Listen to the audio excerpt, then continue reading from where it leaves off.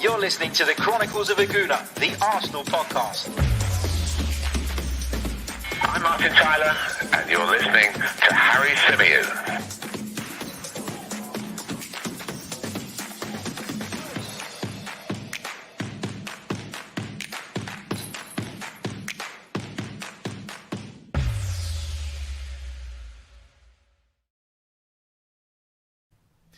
Hello, happy Saturday, good morning, and welcome back to another live edition of the Chronicles of a Gooner, the Arsenal podcast, brought to you now, where is it? There it is, by 90 Min.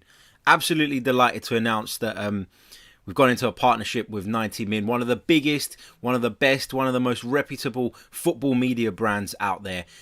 Big thank you to every single one of those guys over there for believing in what we're doing here and enjoying the show and deciding that it would be a good fit for their network. So absolutely delighted about that. What does that mean for you guys? You're probably asking. Well, it means more content. It means content of a higher quality. It means enhancements are just around the corner, and the Chronicles of a Gooner is only going to get bigger and better from here on in. So really looking forward to bringing you guys some more bits and pieces and hopefully enhancing your enjoyment and experience when viewing or listening to this podcast. So yeah, massive thank you to those guys over there, and a massive thank you to you guys for all your support over the last couple of years, because if it wasn't for that, we wouldn't be in the position that we're in now. So absolutely delighted. Thank you from the bottom of my heart to every single one of you.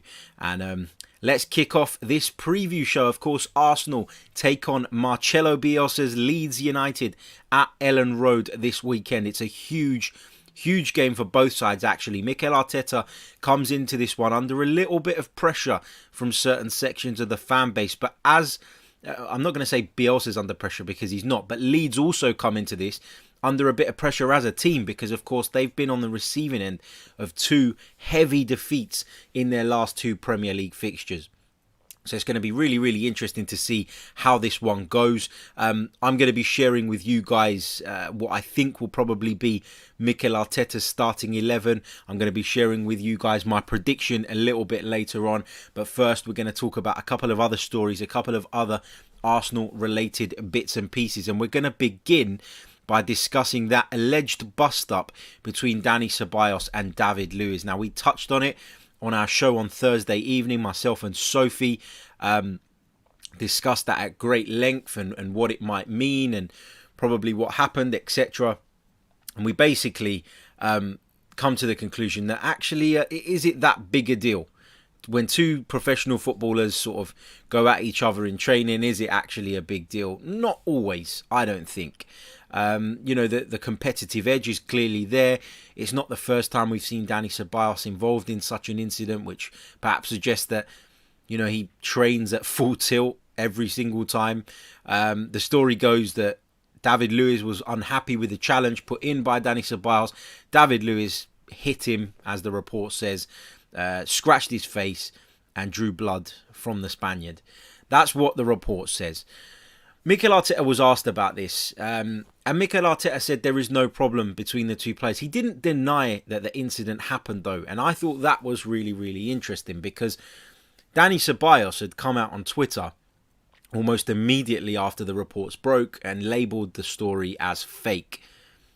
Well, maybe, you should have touched base with your manager first, because he's not saying it was fake, yet Dani Ceballos is. So some mixed messages there with regards to that. Listen, at the end of the day, I'm not overly fussed if players get involved in little scraps like that during training. It shows that they're training, as I said, with a competitive edge at 100%, and that's absolutely fine by me, as long as those issues are put to bed once they leave from the training pitch and not carried into games of football, because at the end of the day, team spirit is key. The unity needs to be there if Arsenal are going to achieve what they need to achieve this season. So yeah, like I said, I don't have a major issue with that incident going on, as long as it's put to one side afterwards. Now, the issue here is the actual leak, isn't it? The issue is, how did this story get out into the mainstream media? And Mikel Arteta has been speaking about that, actually. He has vowed to find who the leak is and there will be consequences. Mikel Arteta has made it very, very clear from the day he took over Arsenal that he wants to keep team-related affairs in-house. He will not tolerate players going and speaking to the press and leaking stories such as these. So Mikel Arteta clearly unhappy with that, and he has vowed to take action. So will he find who the leak is? Be really, really interesting to know who it is. But understandably, given what I've just said about Mikel Arteta and how he likes to keep things private and in-house, even if he does find it, I'm 99% sure that we're not going to know who it actually was and who it actually is. So yeah, just wanted to start on that because it is an interesting story. It was a story that kind of died down a little bit after the sort of initial shock. Lots of Arsenal fans labelled it as fake. Actually, Mikel Arteta said, no, that's not the issue. That wasn't the case. Something did happen. He gave a little bit of an Arsene Wenger answer when he said, I didn't see it, etc., etc., which is fine. No issue whatsoever. But yeah, it'll be interesting to know if Mikel Arteta finds who the leak is and what he does to deal with that, because we can't have stories like this leaking into the press. It's as simple as that. Let's talk a little bit about Willian, and will Willian feature this weekend? Well, Mikel Arteta has given no indication that the Brazilian will be left out. Now, of course, Willian travelled to Dubai during the international break, despite there being a non-essential travel ban here in the UK. Upon his return, Willian had to undergo a COVID test, and he had to return a negative result so that he could rejoin the squad. Mikel Arteta, again, not really giving away too much on that one. He said that they've had a conversation, that they've discussed it, etc., etc., and we move on. Kind of get the explanation that's come from Willian's camp is very much along the lines of he had commitments in terms of his image rights and various other bits and pieces that he does that meant he had to go to Dubai. Now, I just feel like this is just another story that you don't want, another bit of press that we don't need as a football club at this time. And Willian has been a clear favourite of Mikel Arteta since he came in. Arsenal, Arteta and Edu, they went out on a limb to bring Willian in. They offered him a contract probably bigger than what any of us thought he deserved in terms of the length of it, because he is 32 years old. To offer a 32-year-old a 3-year deal sounds absolutely ludicrous. And Arsenal really went out on a limb here to make that deal happen, to persuade Willian that Arsenal was the place for him. That's what they did. So yeah, they got him in. They've picked him sort of every week. I can count maybe one or two. I thought he was okay against Manchester United at Old Trafford, and I thought he was good against Fulham on the opening day. But other than that, I haven't been particularly inspired by what I've seen from Willian. So yeah, let's see if he keeps his place in the side. I think there's a lot of Arsenal fans now that have got to the point with both Willian and Lacazette actually that they don't want them in the side anymore. But whether that can happen, whether Mikel Arteta will take that decision remains to be seen. I'm not 100% sure that Willian will be dropped from the starting 11 as a result of his impromptu or unauthorised, I should say, trip to Dubai. Right, guys, if you haven't already, don't forget to smash that like button, subscribe to the channel if you are new, give 90min_football a follow too on Twitter, and yeah, keep up to date with all our work. Just before we continue looking ahead to the Leeds game and discussing some of the issues, I just want to address this question from Aditya, who says, Harry, congrats on your 90min football partnership. What does that mean for the Chronicles of a Gooner? Less independent videos, just to know what this deal means. This deal means that I will receive the additional support that I need to take the Chronicles of a Gooner up to another level. It does not mean that there will be less content. In fact, there will be more content. All the content is independent. It's all produced by me. I have full creative freedom over what we do here at the Chronicles of a Gooner. It just means that we get the support that we need to take this thing up to the next level and to improve some of the sort of issues that we've had over the last couple of years or so. So don't for a second think that the content on this channel is going to change, because it's not. That's nothing to do with it. All it is we've become a part of a really good, strong, powerful podcast network that 90 Min have been putting together for a little while now. As some of you guys will know that follow me on Twitter, you would have seen we were doing the We're the North Bank show, which was an Arsenal podcast for 90 Min. What we're doing now is we're combining that. So the We're the North Bank show will become part of the Chronicles of a Gooner. Once a week, we'll be bringing you We're the North Bank right here on this channel, on this podcast. And so nothing's changing. Nothing's changing other than we're part of a fantastic brand now. We're going to receive some incredible support, which will give me the freedom and the ability to improve the content further, spend more time on the channel, more time on the podcast. So it's only a good thing, I promise you. I would not have done something if it wasn't for the benefit of the channel.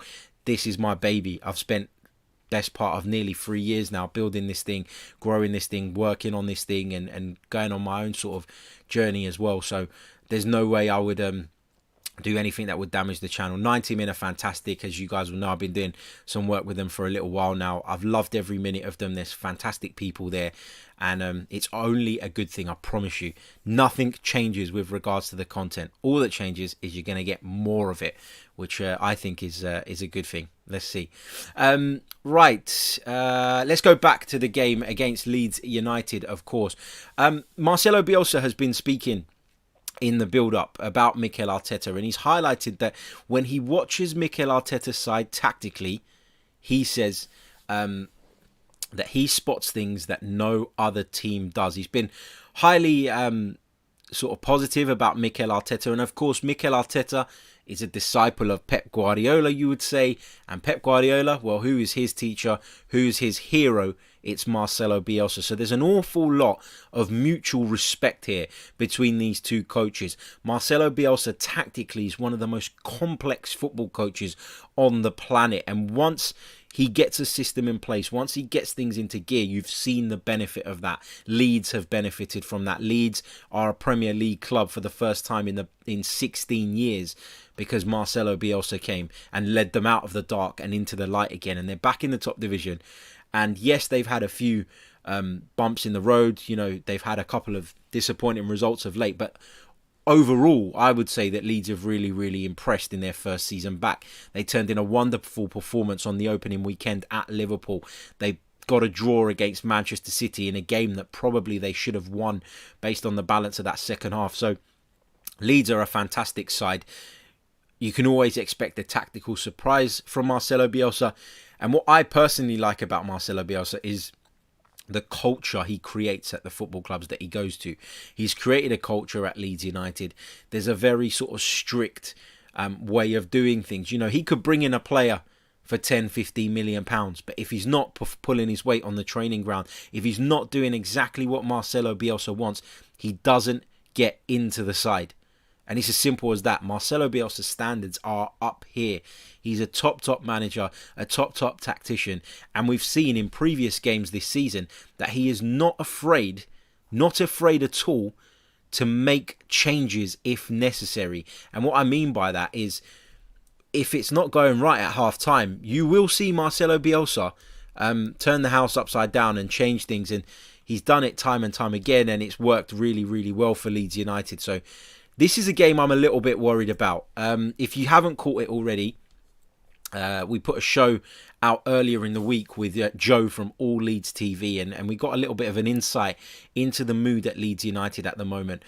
Leeds United, of course, delighted, as I said, to be back in the top division, and Joe spoke about the influence that Marcelo Bielsa's had, and a little bit about their side leading into this game. So check that one out. You'll find it on the channel if you haven't already tuned into that one. So yeah, let's move on. Let's have a look at some of the statistics between the two sides. Of course, it's been a long time since these two met in the Premier League. 2004 was the last time. Of course, Arsenal's invincible season. That year we beat them 5-0 at Highbury. April 2004. Wow, I was 14 years old. Also that season we won at Elland Road by 4-1. In terms of Premier League history overall, well, it's actually not as one-sided as you would think, because bear in mind, before the kind of falling apart of Leeds United, they were a really, really strong side. Champions League qualifiers and a really good side. I think they went to a Champions League semi-final in the early 2000s as well, if I'm not mistaken. So Leeds United were a really, really strong outfit. Obviously, things went sort of south for them, but that was largely due to financial reasons more than anything else. The club was run irresponsibly. They had some bad owners in place, etc, etc. But let's look at the overall head-to-head record in the Premier League. These two sides have met 24 times. There's been 4 draws. Arsenal have won 12 and Leeds United have won 8 of those. If you look at their starts to the season, they're not too dissimilar actually. Leeds are in 15th at the moment. Arsenal are in 11th. We've won 4. Leeds have won 3. They've drawn a game. We've drawn none. We've lost 4. They've lost 4. Average goals scored per match. Leeds actually lead the way in this. 1.75 average goals scored per match for them. For us, it's 1.13. But Leeds do concede goals. They've conceded an average of 2.13 goals per game. Arsenal's is 1.25. Both sides have kept 2 clean sheets each. And Leeds actually create more opportunities than Arsenal do, according to PremierLeague.com. So, whilst we've been a lot more effective defensively, offensively, Leeds have been the more impactful side at the start of this season, and nobody can deny that. In particular, a young man called Patrick Bamford, who leads the line for Leeds United, despite actually receiving a fair bit of criticism last season. He started this Premier League campaign like an absolute house on fire. 7 Premier League goals for Patrick Bamford. Alex Lacazette has managed just 3. Pierre-Emerick Aubameyang's managed just 2. So that puts into context how good Bamford has been this season. And it would have been 8 but for that goal that was ruled out for offside when he pointed where he wanted the ball played. So Leeds carry plenty of attacking threat. How will Arsenal nullify that? Well, I think Arsenal are going to play pretty much as they have been throughout Mikel Arteta'S tenure. Now, I'm going to share the screen with you guys and we'll talk through the team a little bit. Partly how I expect it to be set out and partly how I'd like to see it set out. Let me just share this with you guys now for those of you watching us on YouTube. Don't worry if you're listening via the audio. We're going to explain and run through it all for you as well. So the back 4, I think, stays as it is. Bernd Leno will stay in between the sticks. Hector Bellerin, David Luiz, Gabriel and Tierney for me will remain the back 4. Now, we know there's no Thomas Partey and we know there is no Mohamed El Neni. The Ghanaian has struggled to recover from that thigh injury he picked up in the game against Aston Villa, and Mohamed El Neni has tested positive for COVID-19, which means he is not in the picture.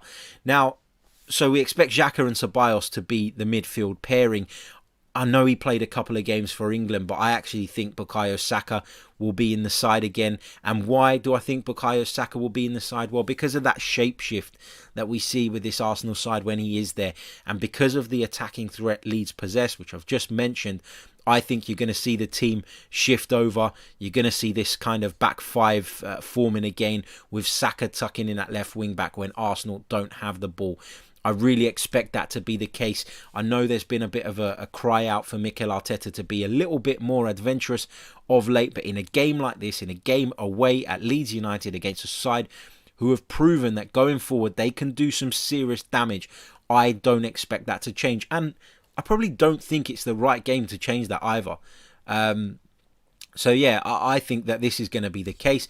I think, again, Saka will do that hybrid role that he's been playing so often this season, where he does step into the midfield when Arsenal have the ball. It becomes a back 4 again. So that is what I think Mikel Arteta is going to do. Now, with regards to the front 3, this is the interesting part for me. There's been cries and cries and cries for Pierre-Emerick Aubameyang to move back into centre forward, and I think that that's the right decision. I would move Pierre-Emerick Aubameyang back into the centre forward position. I would play Nicolas Pepe from the right because I feel like the others are not doing anything and he deserves a chance.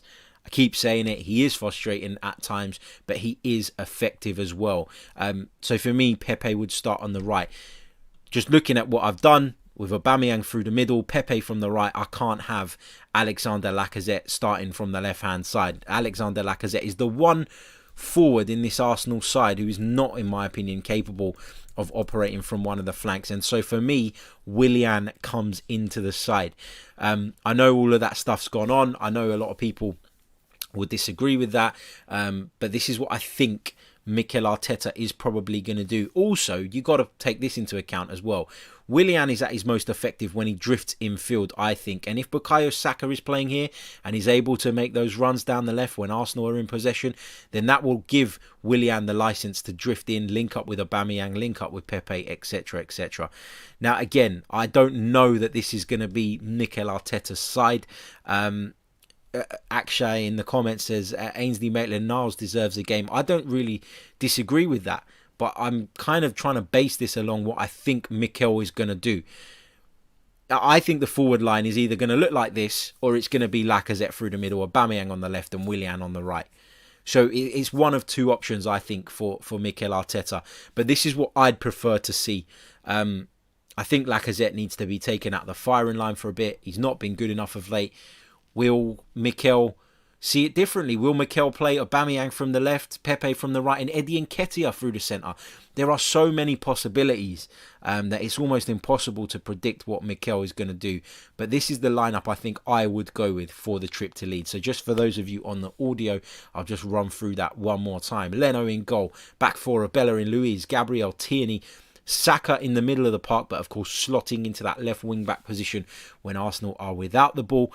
In the absence of Mo Elneny and Thomas Partey, it would be a midfield pivot of Granit Xhaka and Dani Ceballos for me, with Pepe, Willian and Aubameyang as the front three. Again, just my view. I don't have any inside information on what Mikel will do tomorrow afternoon, but this is just kind of my gut and maybe what I would go with. So it'll be interesting to see how close that is to the team that starts the game against Leeds United.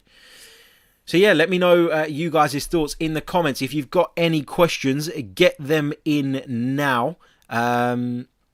And I'll come to a couple of those. Just a quick reminder to you guys to make sure you smash that like button and make sure you subscribe to the channel. Also, don't forget that this podcast is sponsored by manscaped.com. So if you've got any friends who their grooming is somewhat questionable, head over to manscaped.com, enter our discount code, which is Chronicles AFC in capital letters, to get 20% off at Manscaped.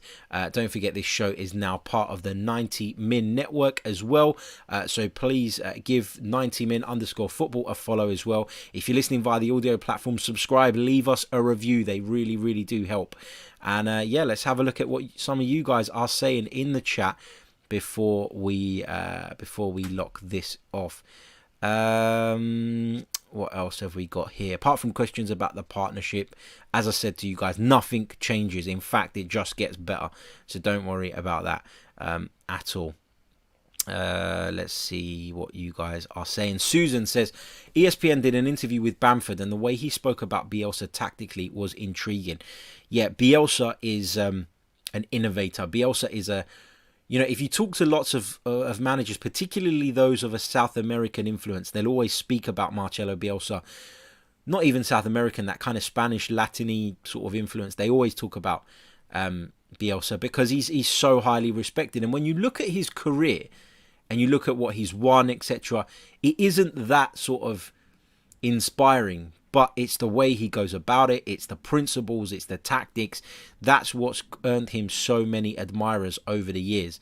So yeah, Bielsa's an incredible manager, and I hope that Mikel gets the better of him. It'll be nice to see student getting the better of a teacher, and he did get the better of Pep Guardiola, didn't he, in the FA Cup? So maybe we'll see him get the better of Marcelo Bielsa this time around. But of course, a lot of that is dependent on his players turning up as well. Let's see.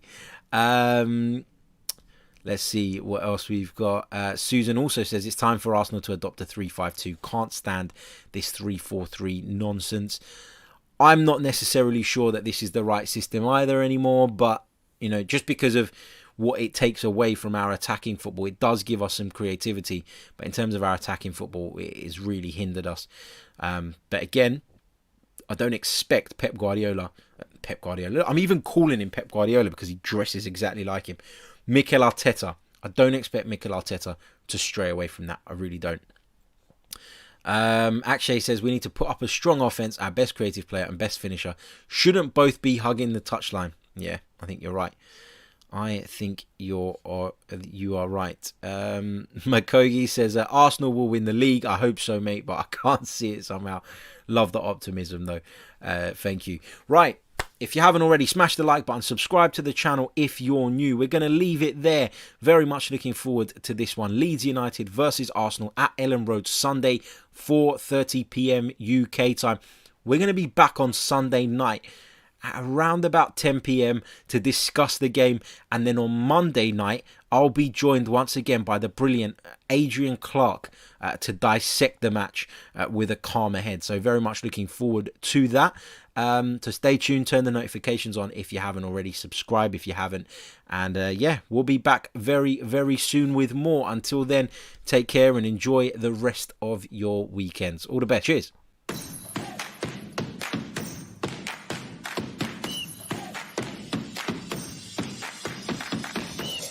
You're listening to the Chronicles of a Gooner, the Arsenal podcast.